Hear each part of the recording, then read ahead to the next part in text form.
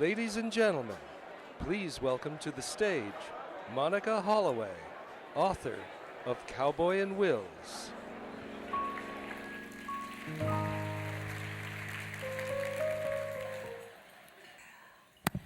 This has been the most extraordinary experience for me to be here at this conference, and I have met so many of you who have come up to me, most of you who hadn't heard of the book before, didn't know me personally, but because I had the tag on. So I was part of the conference, I was part of your family, and we talked about families, we talked about the literacy program, and I am sold on this organization. I think Sharon, Emily, thank you so much. What you do is life-changing, not just for the families that you work with, but when you work with one family, that trickles down to another family, or trickles up, I should say, and it creates a circle and a circle and a circle until all of us are involved, including my own family.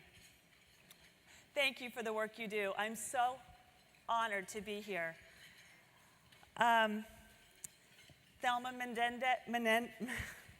Melendez, sorry. I'm so humbled by your kind words. Thank you so much. As a parent, it means so much to me. There are a few things I'd like you to know about me.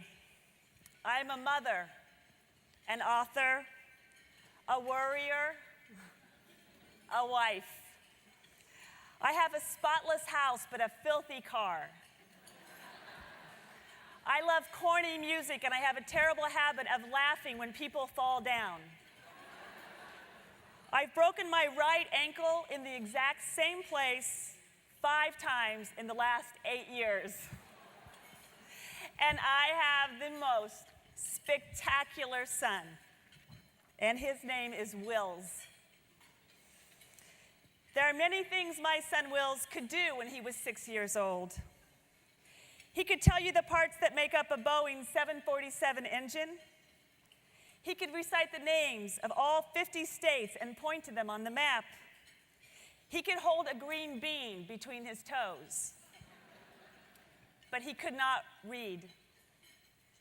A neuropsychologist had tested him in what was supposed to take 6 weeks, but ended up taking 6 months. His conclusion? Wills was autistic, which we knew, and he would never read, which we didn't know at all. When I asked the neuropsychologist, Dr. Bauman, if Wills would ever read, he replied, "You have a lot bigger things than that to worry about, Ms. Holloway." Wills was standing in the waiting room with his hands clamped over his tiny ears. I was devastated. After all, my husband and I were both writers. I write books, and Michael wrote television scripts for The Simpsons.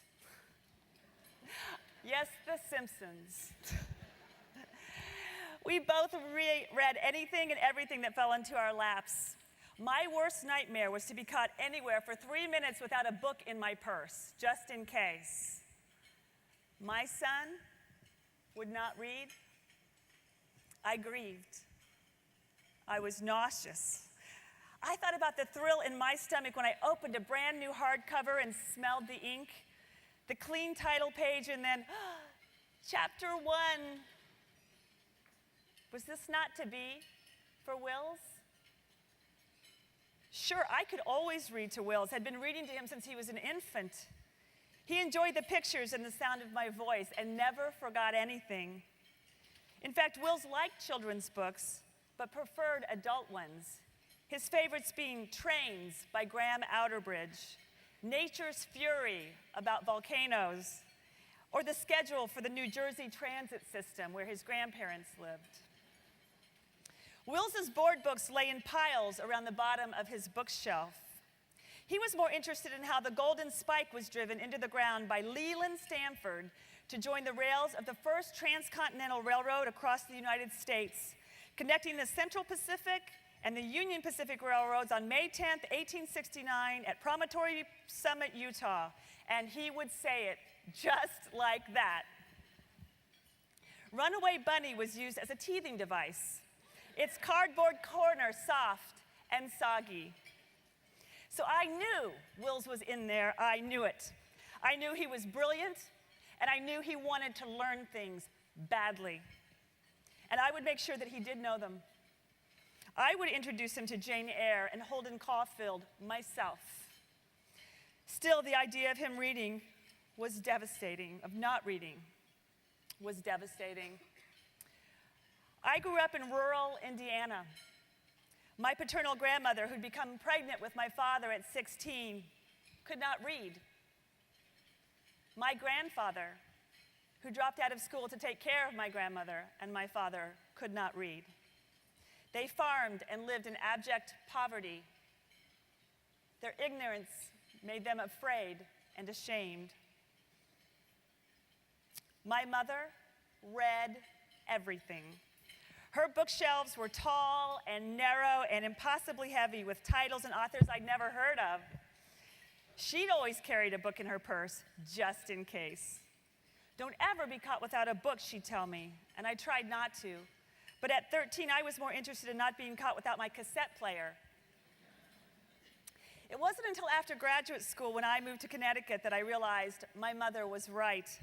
Because if you take the 4-hour round-trip train trip from New Haven to New York every single day, you do not want to be caught without a book. The New York Public Library became all important. I'd have my name on a list of books that were coming out soon. The day I knew I could pick up the Andy Warhol diaries, for instance, I'd skip happily through my morning work, eyes on the clock, and then beat a hot trail over to the library to pick it up because it was going to be the best train ride home ever. From those train trips, I ended up being enthralled and in love with books. I was easily reading 2 or 3 a week, and it transformed my life. And now my son wouldn't be able to read. After talking to Dr. Bauman, Wills and I headed right over to the pet store because if there's one thing you need to also know about me is that when things go wrong, I buy pets. The two of us always bought animals. This made us happy and, for me, pushed away the grief I'd felt watching yet another milestone bite the dust. The day I found out that Wills was autistic, for instance, the two of us bought a 10-gallon aquarium. If he had a terrible day at preschool, and he often did, we swung by Petco for a pick-me-up, usually a hermit crab because it was painted and cheap. But we also bought dumpy frogs and turtles, hamsters and a rabbit. I filled our house with scaly and furry creatures that were more dependent but less scared than I was. And Wills loved each and every one of them. He spent hours thinking up names and creating homes out of cardboard boxes and plastic tubes. With the latest news, I needed something bigger. I almost needed a lion. Luckily, that wouldn't be necessary because we just bought Will something just as hairy, but twice as nice. A puppy. Cowboy. Cowboy Carol Lawrence, to be exact, as Wills named her. So we clung to this adorable brown-eyed puppy and tried to figure out how to help Wills. We bought books on golden retrievers and subscribed to Dog Fancy magazine. But there was good news too, great news in fact, because for the first time in his life, Wills was sleeping in his own bed without the night terrors that had always plagued him. Cowboy would not leave his side and preferred his bed to ours, thank heavens. So they slept in Wills's room, arm in paw. Wills had also taken his first relaxing bath without screaming or tears when one afternoon, Cowboy busted through the bathroom door like Clint Eastwood in High Plains Drifter and dove into the bathtub with him. I couldn't believe it. I thought there was going to be screaming and tears, and Wills started laughing. Wills hated baths. The touch of the water hurt his skin, but with Cowboy in there, he asked if he could shampoo her. Bubbles actually hurt Wills' skin due to his sensory integration problems. I was game. I grabbed shampoo and I handed it to Wills. 30 minutes later, I took out one soggy dog and one hairy but happy kid. Bath problem solved. Wills also had a terrific therapist, Catherine, who had been with him since he was 18 months old. We were lucky.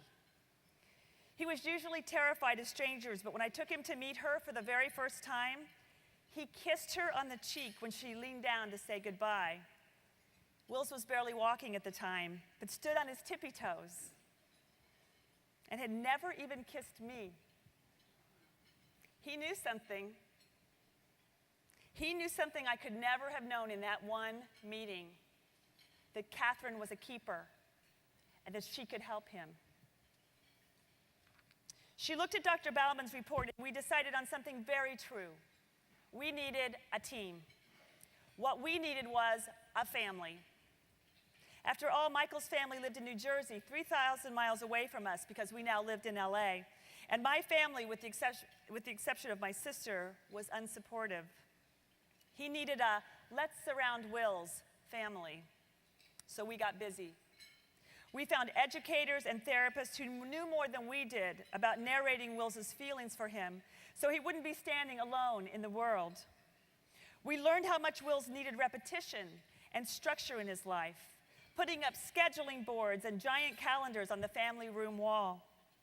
If there were changes in our schedule, we let him know as soon as possible, trying not to surprise him if we could help it. We took Wills to occupational therapy so he could negotiate holding on to a pencil or balancing on a bicycle. These were all excruciatingly difficult for him, but he slowly mastered each task. He still hated crowds, restaurants, public restrooms, birthday parties, and playground time at school, but we were working on it. And if Cowboy was there, everything was better. The only problem was Cowboy was getting sick.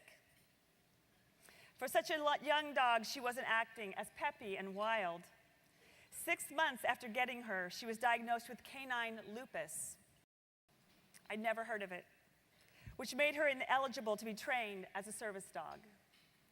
This would have helped Wills immensely, especially at school or inside public places, because a major new goal of his therapy was not to isolate him from the world. He needed to be out. He needed to know what birthday parties looked like. He needed to go to those barbecues. He needed to use a public restroom. Isolating Wills was only reassuring him that we felt he couldn't be in the world. Agony. So my husband would keep Cowboy outside where Wills could see her, and I would bring him into the restaurant to eat. And the minute I was done, Michael and I would switch places, because just seeing Cowboy there helped Wills a lot. And she was more than happy to comply, because she always got a giant cheeseburger afterwards. When a doggy oncologist put Cowboy on steroids and antibiotics, she went into remission. Wills had no idea, but we were frantic. What would Wills do without his best buddy, his sister? I'll tell you another wonderful thing about Cowboy, was that Wills used to talk about his feelings using her.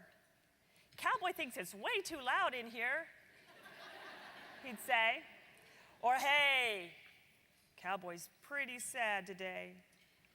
And we knew how Wills was feeling for the first time in his little life.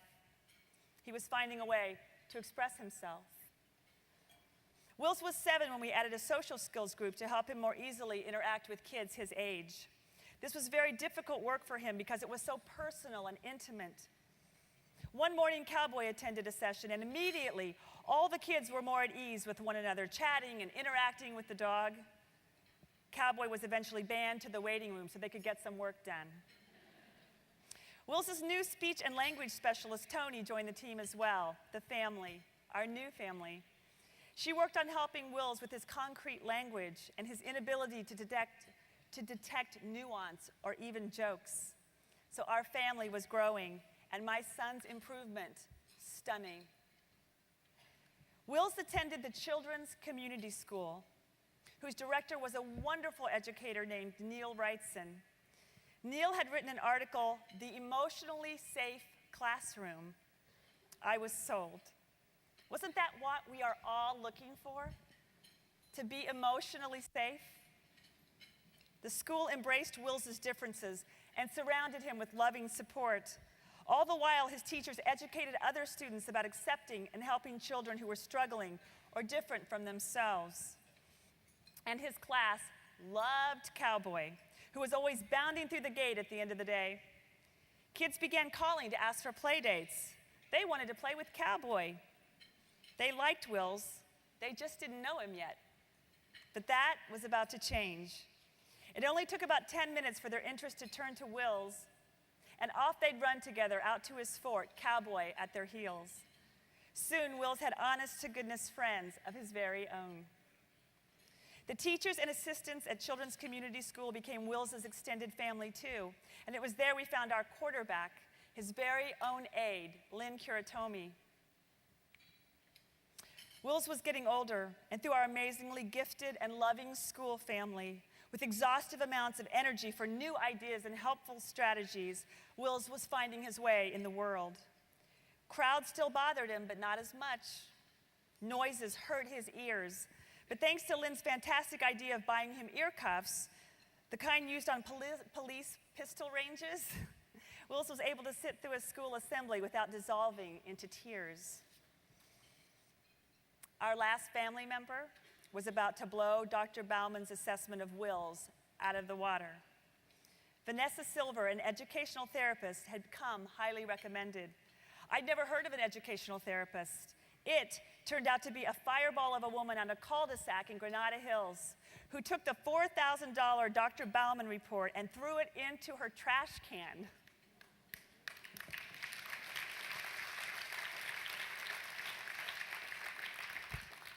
She smiled like this as I sat there horrified. You do not throw a $4,000 report into a trash can.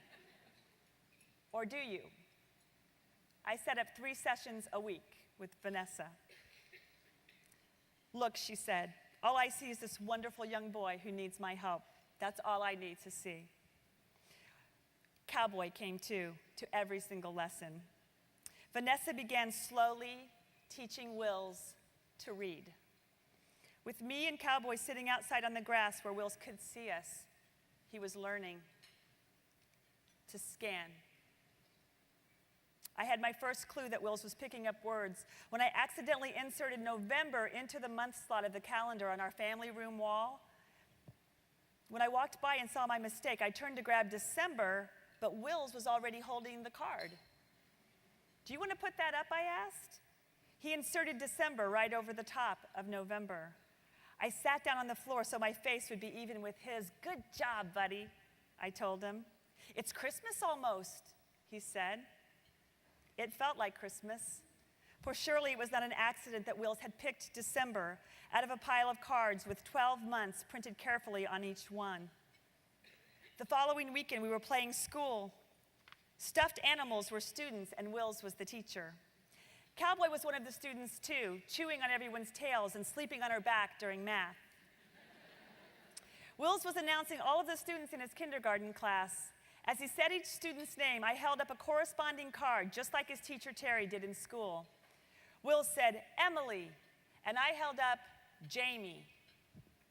He started laughing and said, Emily, a little louder. I held up Jamie. Mommy, stop it, Wills said. Stop what? I asked.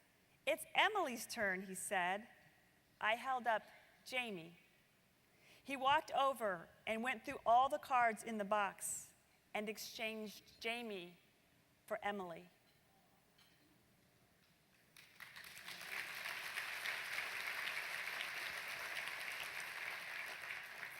He also began recognizing street names and reading the times on Amtrak's Surfliner schedule, because this was the stuff that meant something to him, the stuff that was real. The first series of books Wills ever read was Mr. Putter and Tabby. And I still have every single one, and I will keep them forever. To hear Wills's beautiful voice reading those words out loud for the first time left me with tears streaming down my face, because it was very slow going, very difficult, and he was brave enough to pursue it. Even Cowboy was happy to sit still, leaning against Wills as my son pointed to each word. He did it. Wills was reading.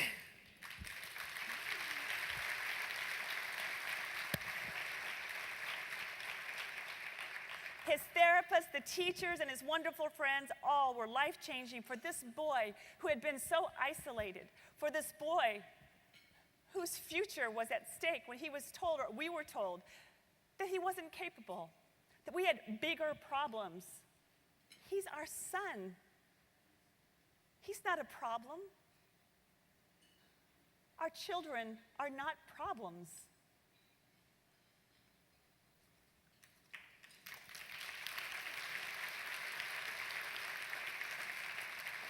Never let them say no. Never let anybody say they can't. Don't let them do it. Maybe somehow, some way they can't, but I seriously doubt it because I've seen it with my own eyes. There was no entity in Wills's life with a more practical influence on him than Cowboy. She took my son, who now had the tools to enter the world, and nudged him out there further into the sunshine. She insisted on going trick-or-treating when Wills was too scared, chased him into the ocean for the first time, dragged him by his pant leg through wet mud, which is a really big deal for a child who only wants to be clean and neat. But mostly, she taught him that loving something with all of your heart is a very, very good thing, that connecting with another soul is all that really matters in this world. Sadly, Cowboy died 2.5 years to the day we picked her up, leaving us shocked and Wills absolutely devastated. His friends and family gathered round him because he would not be grieving alone. Cowboy had taught him that nothing, not even cancer, can destroy love. I just talked to Wills before I came in this morning. He's about to turn 13. 13, my boy, a teenager. God help me. God help him, I'm starting menopause. We're gonna do it together.